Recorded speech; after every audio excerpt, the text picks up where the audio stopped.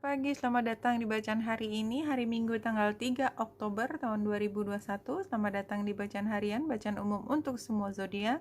Ambil hanya jika resonate, silakan lihat description box di bawah video ini untuk rangkuman bacaan hari ini. Kita mulai dengan chart astrologi, dan saya kembali mengingatkan latar belakang Matahari dan Mars yang masih membuat grand trine dengan Saturnus dan Lilith. Ini adalah, kalau saya cerita awalnya, entah mungkin hari Selasa atau hari Senin lalu, adalah periode di mana dua kubu mencari titik tengah dan mengedepankan syarat bahwa orang yang atau kelompok yang paling lemah atau menjadi korban itu harus mendapatkan perhatian khusus.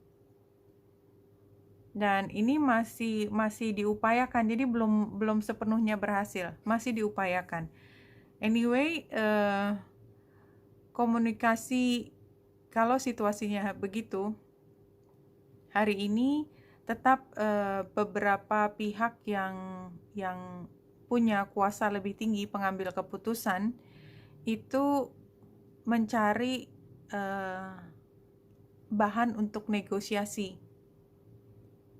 Bulan yang square dengan Venus dan Venus square dengan Jupiter. Jadi mencari apa ya? Negosiasi apa supaya seimbang. Which is nggak mudah karena dua kubu ini karakternya beda sama sekali.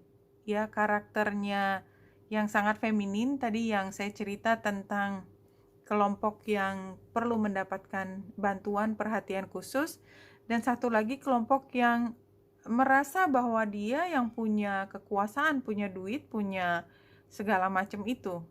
Tapi masing-masing itu harus hidup bersama, berdampingan, sehingga masing-masing harus berkontribusi positif untuk hubungan ini. Dan nggak ada lagi cerita yang berkuasa menguasai yang lemah, nggak boleh. Itu bukan tema era sekarang, bukan. Ini bukan eranya seperti zaman Romawi dulu, di mana yang berkuasa adalah ya yang berkuasa, dan kalau tidak ikut ya ditindas, titik. Nggak ada kelompok yang akan membela orang yang ditindas. Bahkan dalam situasi yang sangat menyedihkan pun hanya bisa diterima. Sekarang nggak bisa begitu, nggak bisa begitu. Seluruh mata akan menghujam ke tempat yang mempraktekkan kekuasaan penuh. Nggak bisa, sekarang modelnya begitu. Sehingga salah satu bentuk dari keberhasilan mengelola situasi ini adalah memberi perhatian pada yang lemah. Oke. Dan kemungkinan besar dengan Venus yang sextile dengan Pluto itu membuka jalan untuk perubahan tersebut. Transformasi sangat dimungkinkan, termasuk dalam cara pandang dan jumlah kontribusi yang bisa diberikan. Kontribusi itu artinya ya tadi negosiasi.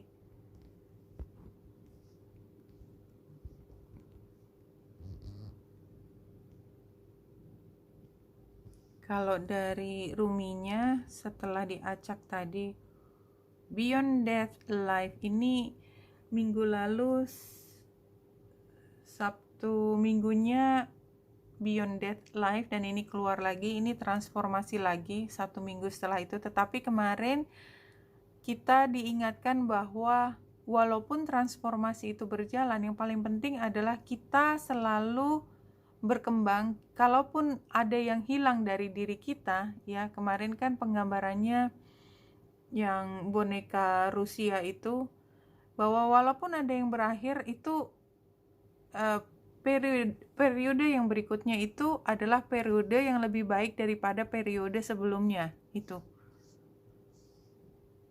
transformasi lagi, berarti ini saya akan fokus. Transformasi itu datangnya dari Pluto yang diaktifasi oleh Venus tadi.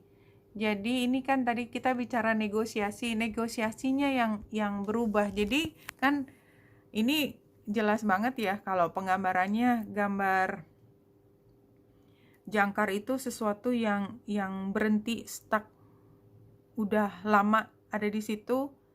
Gambar peti mati kan transformasi. Jadi yang tadinya nggak bisa terpecahkan sekarang berubah, dan dengan adanya perubahan tersebut dimungkinkan munculnya kesejahteraan dan perlindungan kepada tadi kelompok minoritas tersebut yang kita perlu untuk lindungi. Kalau dari 3 kartu di sini, ini karena tentang kristal ya, rubeite. Passion and purpose, ini kartu masa lalu. Passion and purpose, your enthusiasm gives you energy and motivation to work on a meaningful project that's dear to your heart ya. Jadi memang pantas kita perjuangkan negosiasi yang sukar ini, deep emotional healing, supaya kita bisa memperbaiki situasi yang rusak atau yang tadi kalau ada yang tertindas itu supaya bisa healing, deep emotional healing. Be gentle with yourself. Barangkali memang setelah perjuangan ini, passion memperjuangkan sesuatu sampai kita babak belur, kemudian kita punya kesempatan untuk healing lagi. Berikutnya adalah be gentle with yourself. You've been through a lot, any time to heal and recover. Tapi healingnya keluar 2 kali ya pada hari ini. Dan ini healing itu kan Chiron ya biasanya Chiron atau Virgo, anything related itu. Tapi yang jelas Chiron ada di 10 derajat 40, berarti 11. Sekarang sedang Iya, jadi ini bertiga, Chiron, matahari, dan Mars itu di derajat yang sangat dekat ya.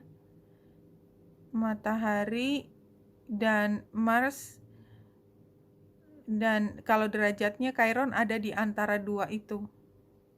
Ini adalah healing yang sangat dalam, dari luka yang sangat dalam juga, dan mendapat sorotan dari dunia.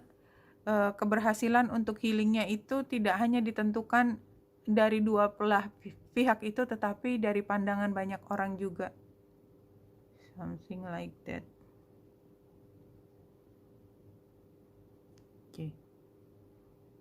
Ini semua kartunya kartu yang agak tricky ya.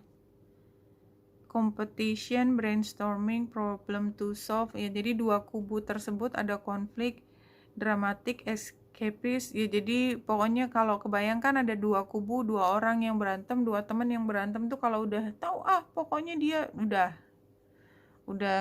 nggak sama-sama kurang memiliki keinginan untuk give up something untuk sampai ke titik temu gitu loh. Saking masing-masing punya pride yang dijunjung super tinggi dan nggak mau rugi sama sekali, tapi dasarnya karena takut untuk terluka lagi.